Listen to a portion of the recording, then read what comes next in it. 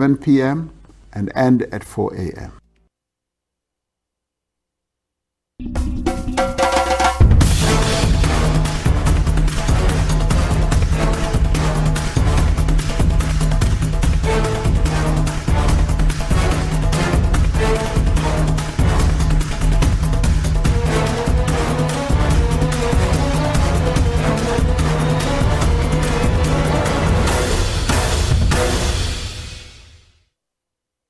Einzig, Kaisigure, Kaigansi, Amotse, Netsuchukazgo, Kuida, Kai, Aroma, Itohoba, Netzes,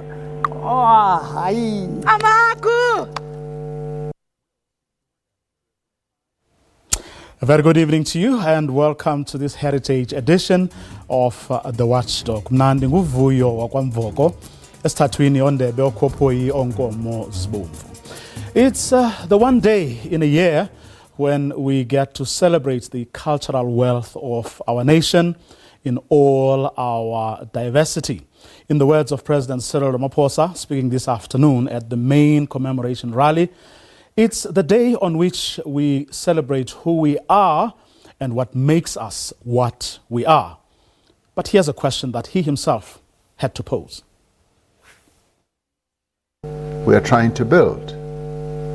In the aftermath of the violence, we have had to ask ourselves, who are we as a people?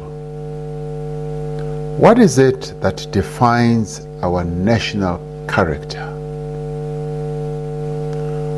What is it that defines our identity?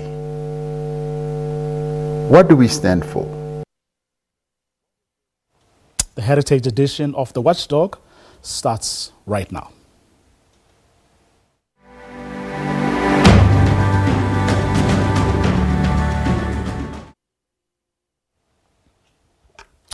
South Africa's living heritage was the chosen focus for this year's celebrations.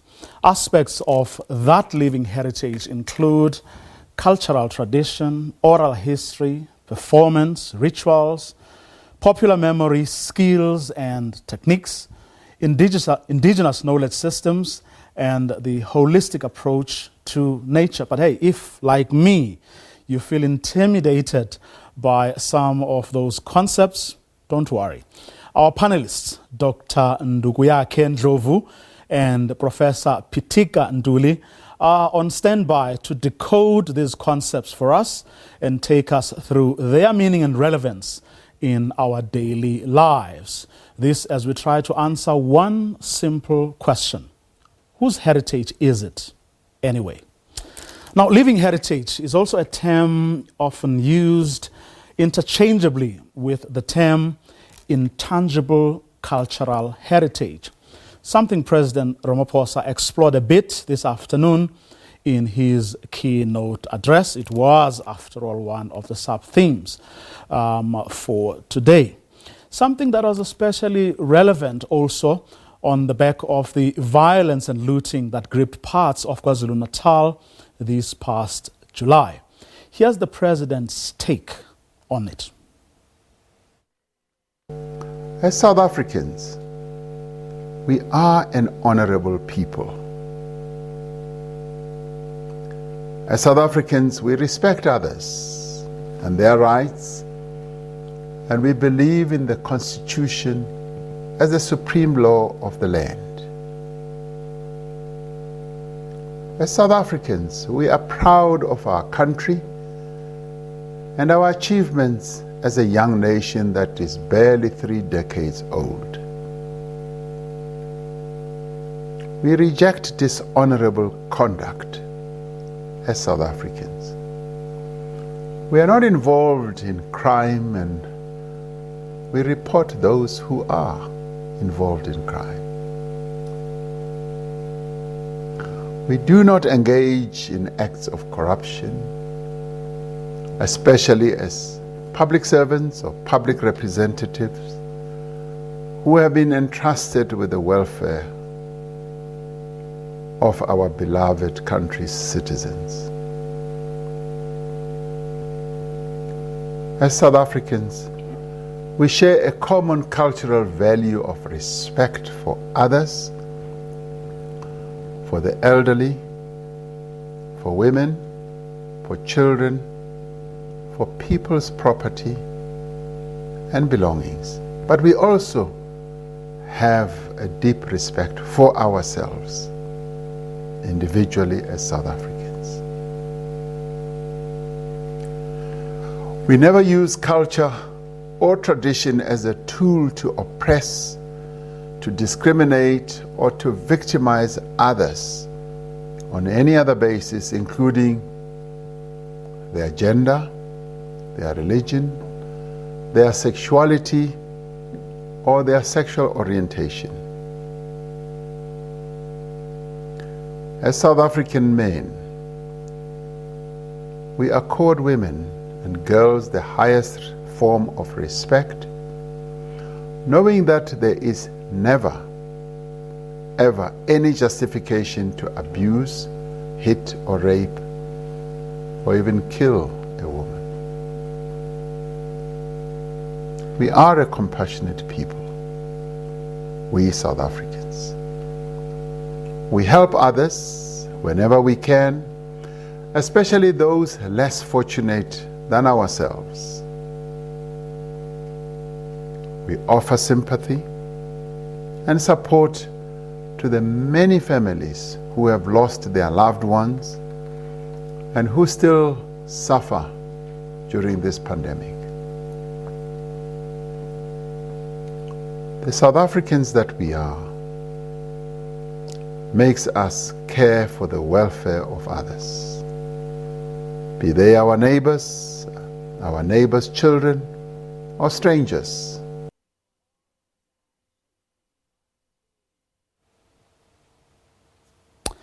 Part of President Cyril Ramaphosa's keynote address, and the part you just had talking specifically to what people often call the intangible cultural heritage. President Ramaphosa there offering his views on that. Let's bring in our panelists now, Professor Pitikanduli and Dr. Nduguyake Ndlovu. Good evening to both of you gentlemen, and thank you so much for agreeing to come on this evening and help us understand these things on the one day, of course, we set aside as a nation to try and find one another on these issues. Good evening. Good afternoon to Dr. Ndlovu and to you, Vuyo, and to the listeners. Well, the President has, I think, set the scene nicely for us there. I'm going to start with you, Prof. You know, talking there, I mean, all of this, of course, coming on the back of what we saw in parts of Gauteng and KwaZulu-Natal in July, talking about the supremacy of the Constitution, you know, asking us to reject dishonorable conduct, refuse to be corrupt, respect ourselves, show compassion and care for those less fortunate than us. Just your thoughts on what he said there. You know, for me, listening to what the President says, I begin to wonder as to where am I? When you look at the statistics, how many murders are being carried out here?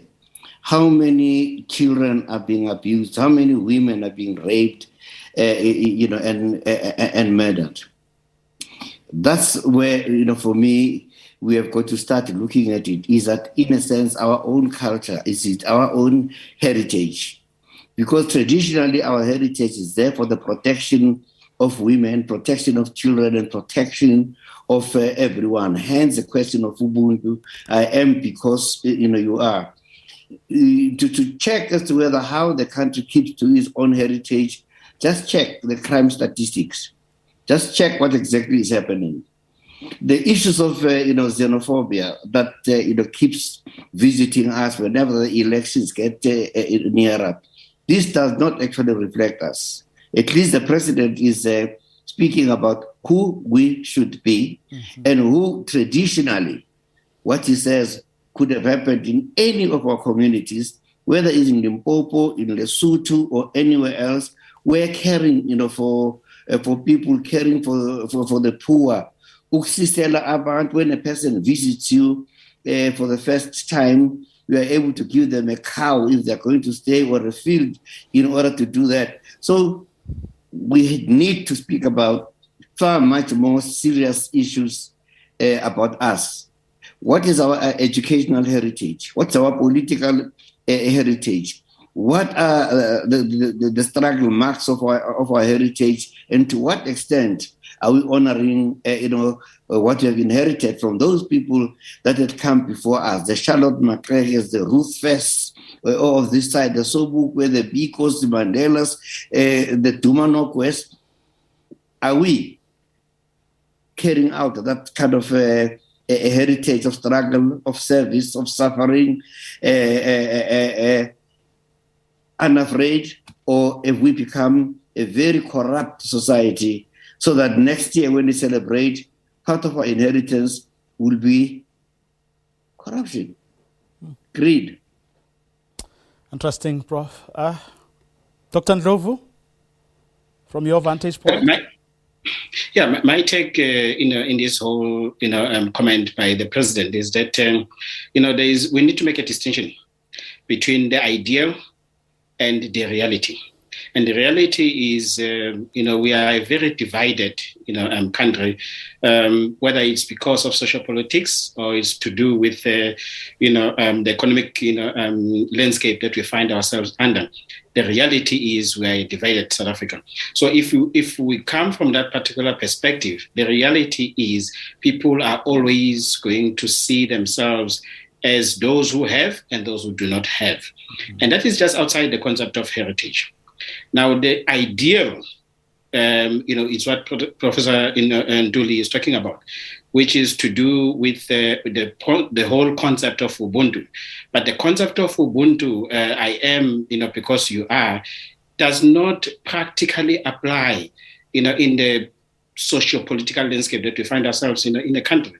And I think when we talk about heritage, therefore, we need to, consider the context, in which we find ourselves, so that we understand, that distinction between the ideal and the real life that we are faced with. Prof, if we are then to move more towards, taking into account the reality which you so eloquently and beautifully described, from the reality of today, how do we move forward to the ideal? How do we begin to practice, to live, in line with the ideals of your Bikos, your Sobukwes, your Mandelas, and everyone else that you mentioned? As we are talking right now, we had the Concord decision on the issue of language and the issue of Afrikaans. If anybody has got to mention one of the biggest heritages that any country can boast about, it is language. Language is the best kind of a heritage that you have. It expresses who you are, your dream, your dreams, your lies, your practically every thing.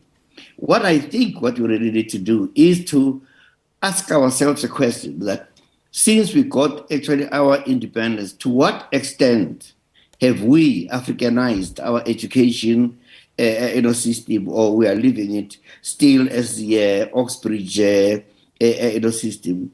To what extent have we created meaningful jobs? To what extent do we encourage intergenerational discussions so that we can work actually together from now actually straight up into the future? I think I agree with Dr. Ndlovu there when he says we have got to look at the realities. Let's be very realistic. What is it that we're actually, talking about? Let's face, reality. We are a failed project that can still be rescued if people are to sit down and look straight other people in the eye to say, are we being treated properly? Are we doing, right things? Are we supporting even our own institutions? I'm talking here about our heritage that we have inherited, from when we got over power, was the Chapter 9 institutions. When you look at them, how each one of them is framed to do it, it's just about one of the best in the world. But when it gets on to how are they functioning, to what extent are they succeeding, to what extent are they being supported and funded, to what extent have we chosen the people that know that particular thing? When I say pencil, who are those people experts in language? CRL, who are the experts in all of this? So we really need to begin to think that it is not only the people that have been deployed that should be there. Sometimes people have got to step out of the routine of where they do and look at other people somewhere else who could make meaningful contribution towards the nation building and social cohesion, which is so needed in our beloved country. Dr. Ndlovu, I mean, what Prof has just described takes me back to a conversation I was facilitating a couple of days ago, being hosted by one of our universities. Prof is talking about whether and to what extent have we Africanized our education. And among the four academics and some of our foremost thinkers who were part of that conversation, there seemed to be as many versions, or ideas or notions of what it means to Africanize as there were people, talking about it. Again, the issue of PENSALP and its recommendations, which should have advanced, that particular cause, was raised. In particular, the fact that, the recommendations that the late Neville Alexander and his team came about were in fact never implemented.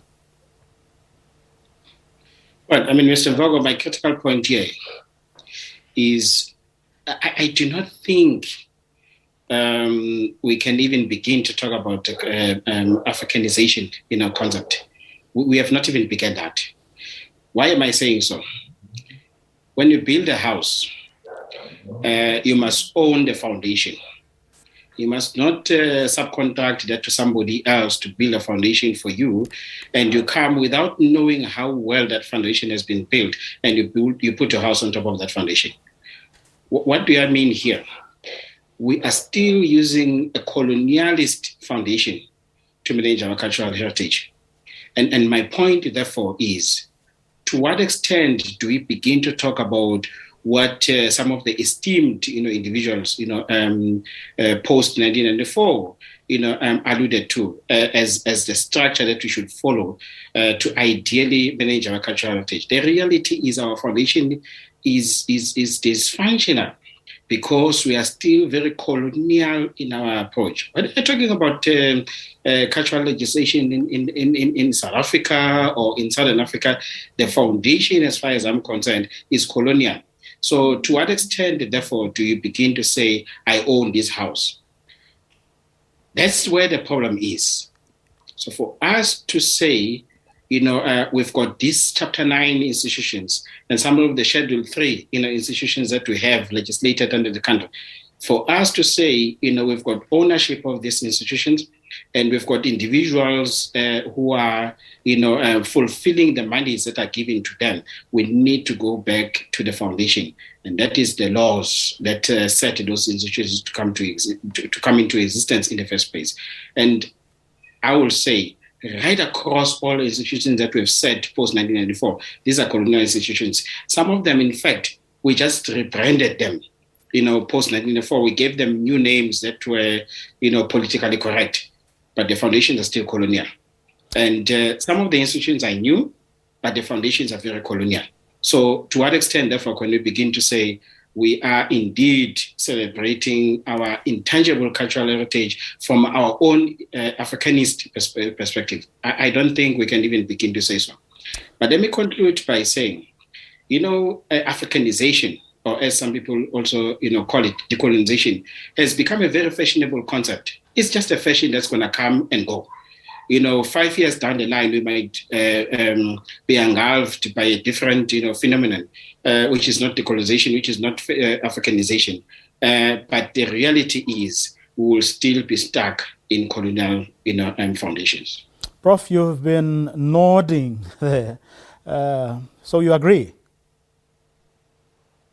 No, I agree. Totally, because what Dr. Job is talking about a very insidious disease called coloniality, the template of oppression that we and our ruling classes have done, which are thoroughly, Western.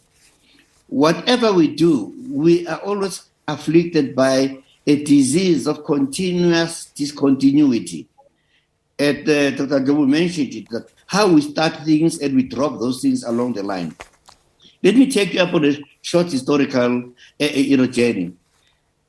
Kader Asmal, came up with the development of a national curriculum statement for further education and training, where the people in arts and culture, people in the sciences, people broadly, generally, to come up with a curriculum, that moves forward, that could have actually addressed the issues that are facing us as a people and also as a nation.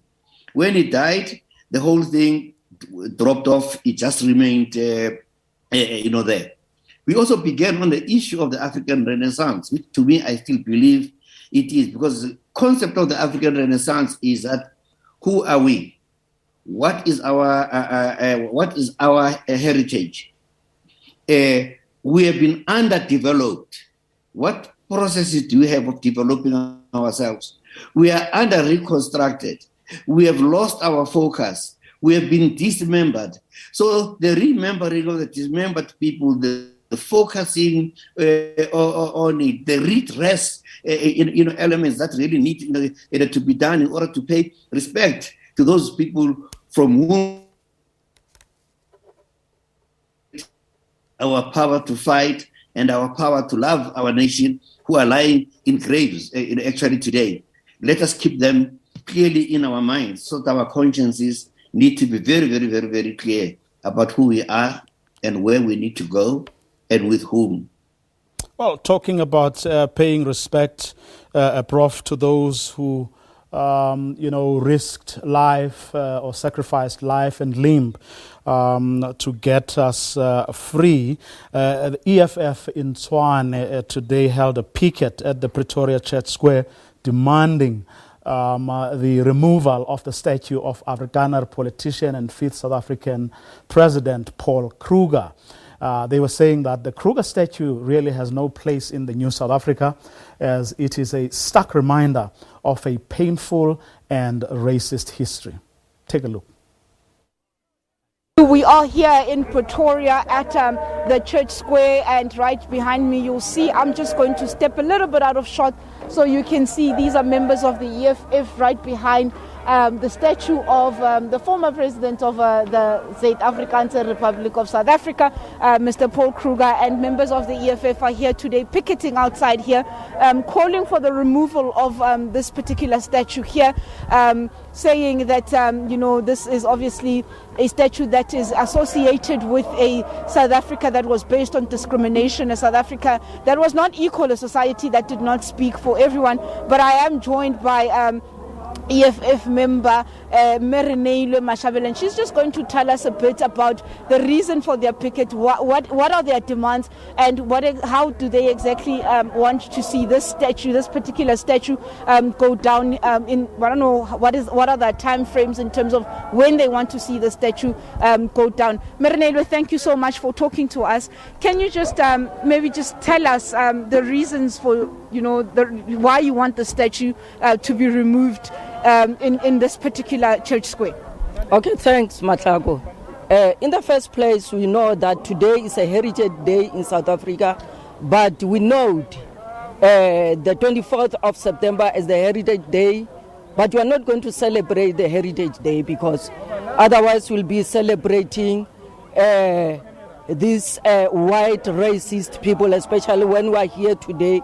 We are here today, Matlako, just to make a call. It's not for the first time, to remove all colonial, anti-black, and the apartheid statues, just like this one of the land thieves, Paul Kruger here.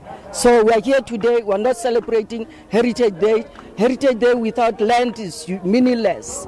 So we need the statue of Paul Kruger to be removed. This statue must fall, not Paul Kruger alone. There are many statues, white racist, colonial and anti-black statues, which must fall and replace with our freedom fighters who fought for apartheid. And then, Merenelo, I hear you're saying that the statue must fall because it represents a racist South Africa. But there are some, in other corridors where people will advocate for statues like this continuing to be up, saying that you cannot erase the history of South Africa, whether you take the statue down. What would you say to this? No, not all people are saying this. It's only the ANC government who promote these anti-racist, anti-colonial and apartheid statues. That is why today you can see here, the ANC is going to hold its election manifesto here, right here in Paul Kruger statue. Paul Kruger, the apartheid murderer, anti-black person, now is only the ANC government who don't have respect for all black people. This is a statue of a colonial, anti-black and apartheid murderer. So we are not going to celebrate Heritage Day. We are here to demand the removal of this statue. Not the Paul Kruger statue alone, but all white statues must be removed, must fall, as from now. Thank you very much. And also, Merenelo, This debate has been raging on, Dr. Ndlovu, for since others, as Matlaku there was saying, other people arguing that you don't have to do away with them. We can just rebuild. Build new statues that will celebrate other people who have not been celebrated before. Your thoughts? Well, Mr. Mvago, let me be sarcastic to begin with. Maybe it has to do with my age. Let others be the judges of that. I've walked past many of these statues that were built to commemorate, let's just, for lack of a better word, that were built to celebrate our oppressors. I've walked past many of them. They do not, attract any anger in me. I see them, I walk past them. And it is up until someone says these are colonial statues that you begin to say, oh, okay, by the way. So my point here is, back a few years ago, we had Fees Must Fall. Rhodes has fallen. How has South Africa changed? And I would argue that South Africa has not changed, even with Rhodes falling. How would the fall of Paul Kruger in Pretoria change things? Nothing. That's the reality. Let's be realistic here. That is the reality. Nothing will change. Whether you remove Paul Kruger's statue and you put your, Nelson Mandela statue, or you put, Thabo Mbeki's statue, or you put Jacob Zuma's statue, or you put, Motlande's statue. I'm just mentioning some of our former presidents. Nothing will change. It will just be another statue that people see, that people walk past. That's the reality. Now, the point here is, for us to have a greater appreciation of South African cultural landscape, we need to appreciate the fact that our so-called freedom in 1994 was not gained because we won in the Bundus. We did not. The reality is it was a negotiated settlement. Now, when you negotiate, you give away some power and you keep some power with you. And what therefore happened is that we needed to appreciate that, according to our former president, what was ideal was reconciliation. And reconciliation meant that we need to appreciate that some of these statues are going to be amongst us for life. That's the reality. We are in contrast to other countries where once they made a political transition, they destroyed all those other statues. And the statues of their process were no longer in their landscape. And as a parting shot, before I conclude, you can replace a statue with some of our, liberation fighters. Whether they are well known or they are less known, it doesn't matter to me. The reality is, why are we celebrating our heritage using the voice that is not ours? When did it become our voice to put up statues or to put up monuments in order to commemorate our fallen heroes?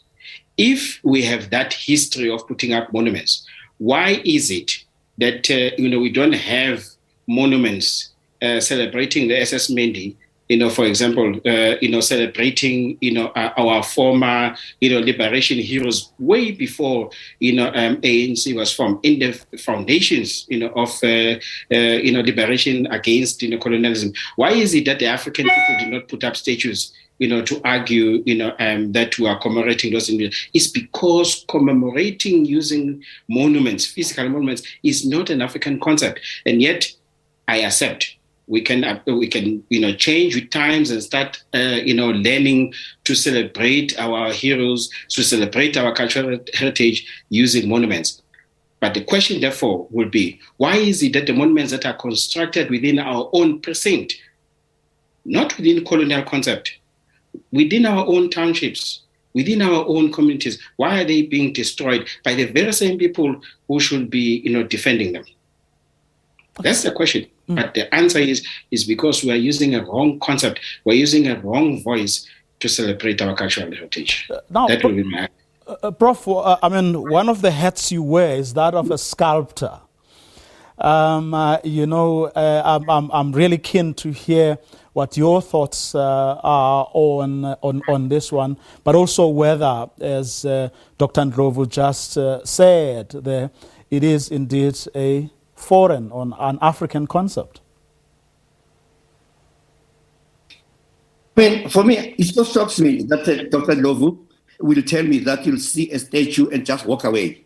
A statue is an ideological weapon that is being used, by people. When the African regime, whenever people in Atteridgeville, whenever people were shot dead, people in Atteridgeville built peace parks and monuments right on those streets and bulldozers in the following morning to be destroyed, because they understood that those things are going to become rallying points for that.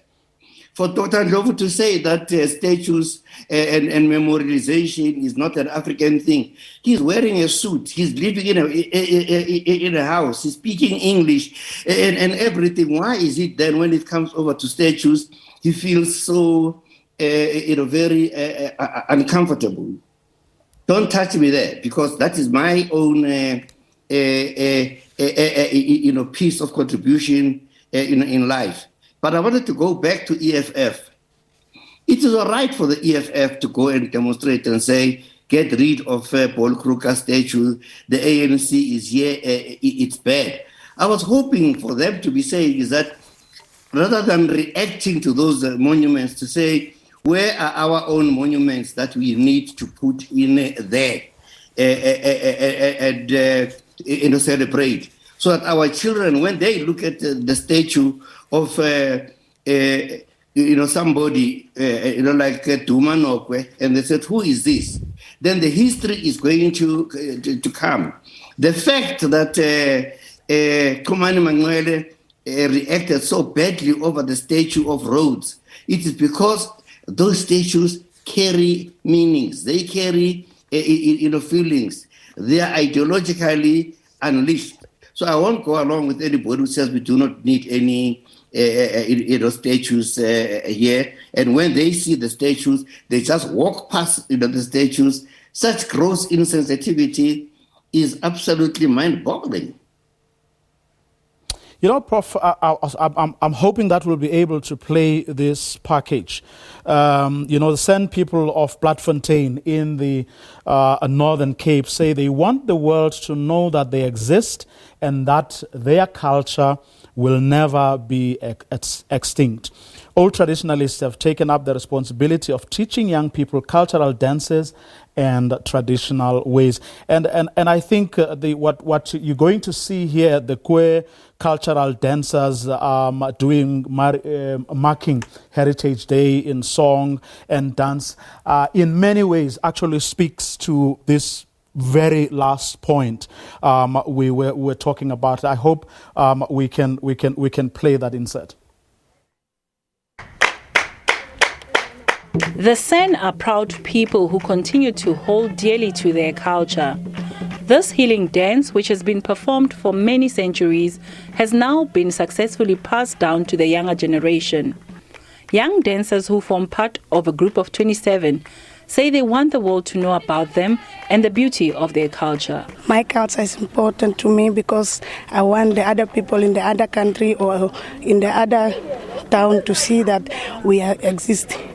Because the other ones who know that we exist, they don't know the right information about us.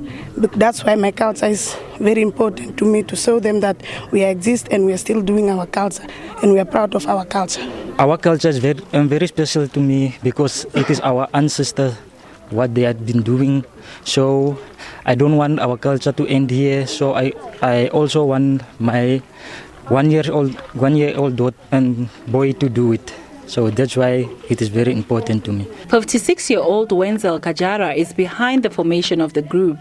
He says his mission is to get young people to proudly participate in cultural practices without shame. It's very important to me as a person. I learn them, I teach them so that they can also teach if we are not in the earth, so that they can carry on and practice our culture. The songs performed carry different messages, from the playful frog dance to the trance dance, which is meant to restore good health. Kajara says it would be sad to see the ways of the old forgotten and replaced by modern culture. Margaret Mutibi, SABC News, Bloemfontein in the Northern Cape. In case you've just joined us, we're in conversation with Dr. Nduguyake Ndlovu, an archaeologist with a keen interest in heritage management and rock art interpretation, among other things.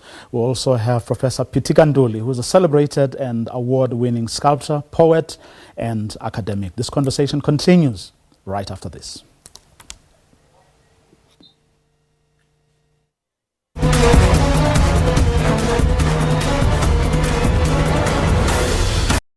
Our guest, that's the question we're trying to answer. Our guest for this Heritage Day edition, Dr. Nduguyake Ndlovu, an archaeologist with a keen interest in heritage management and rock art interpretation, among other things, and Professor Pitika Nduli, who's a celebrated and award-winning sculptor, poet, and academic.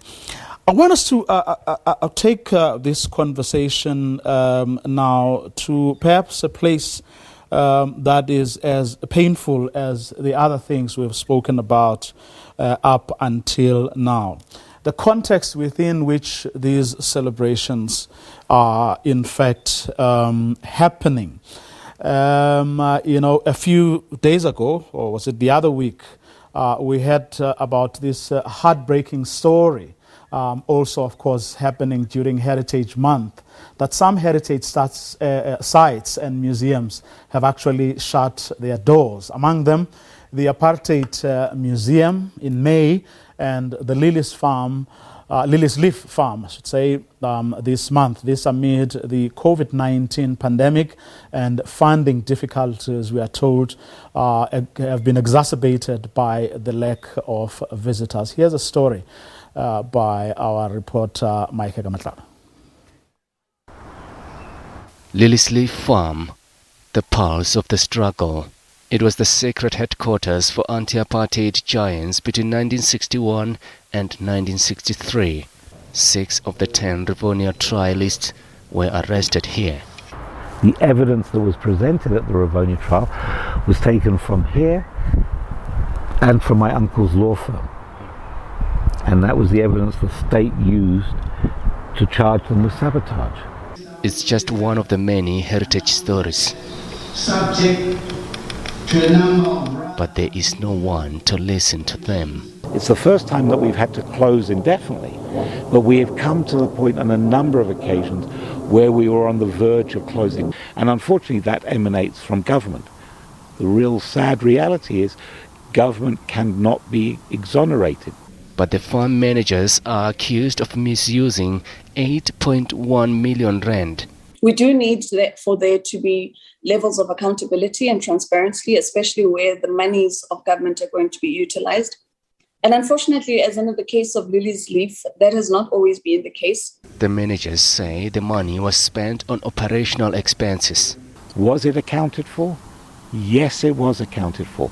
A report and a financial report was submitted setting out how the money was spent. Did it speak to the MOA? No, it didn't speak to the MOA. The department actually said to me, the report that we had submitted does not speak to the MOA, and unless I submitted a report that spoke to the MOA, we would not get the balance of the money being the 900,000. And I made it clear I was not prepared to submit a false report which could perjure myself and Lily's Leaf. But the Arts and Culture Department isn't budging. Just over 25 kilometers away is Apartheid Museum. Here too, doors to the iconic site are locked and lights have been off since May. COVID-19 is a factor, but in fact it's not the total factor. The factor is that the Apartheid Museum is not seen to be good enough to support even in times of difficulty and even in times of it actually being linked to the creation of funding. Plenty of exhibits here, but there are no visitors. And a suggestion that virtual tours could have kept the doors opened. One of the things that we have been drumming up quite strongly is the need for us to transcend into technology, transcend into this 4IR. It can't just be talk, but we really must experience it. And the arts need it more than anything. Virtually no museum, site of memory, even art galleries around the world make a profit that generates, not the profit, I don't want to use it, generates the revenue to keep it open. Some do. A lot, though, depend on external financial support. It's not a question of just saying, government, give us money. I'm saying creative ways of how that could be done. Creative ways of how we can approach industry, we can approach, as I've said, other organizations internationally, and find that there's some kind of government assistance in creating those opportunities. These are national assets. They need to be saved. In making sure that they can be able to be functional even during this difficult time, we do and have the capacity to assist them, but we just need to finalize on the SLAs that we need to have in place with them so that when we do transfer funds, it can be able to be accounted for accordingly and government will have some form of an oversight. So these are engagements that are still underway with the entities, but I can give society at least the affirmation and the confidence that government will not sit aside and watch as these crumble. We are invested in them and appreciate that these are national assets, and we definitely will be assisting. Until then, the incubators for a new South Africa will remain fruitless, and the voices of struggle icons will have no one to talk to, even during Heritage Months. Mariketa Mhlave, SABC News, Johannesburg. And the blame game continues, Dr. Ndlovu. Blame the government. No, blame those running the facilities. What do you think is going on here? Well, let me begin my response to your question by making just a brief comment to my honorable professor. When I made the comment, I was not undermining the efforts of those before me. just being a realist. I happen to appreciate, Mpemba's work, artistically, is very talented, and but we need to look at the context, and leading me to the question that Mr. Mvogo is asking. We just do not have a strong domestic market for heritage tourism. Whether you're talking about South Africa or you're talking about Southern Africa or Africa in general, we just do not have that. And that's a reality we've got to accept. But what has the government done? The government has not only went with the institutions, museum institutions, that they acquired, from the apartheid government, but they went on, politically correct, I should think. They created even more museums, in the country. And what we have seen as a result of that is that we've got more cultural institutions than we are able to support, financially. But when you also look institution by institution, how much the government is giving to those institutions, the question should be, is the government getting the value for the money that they are putting in those institutions? And I will start to question whether the government is getting value for the amount of money that they are pumping into those particular institutions.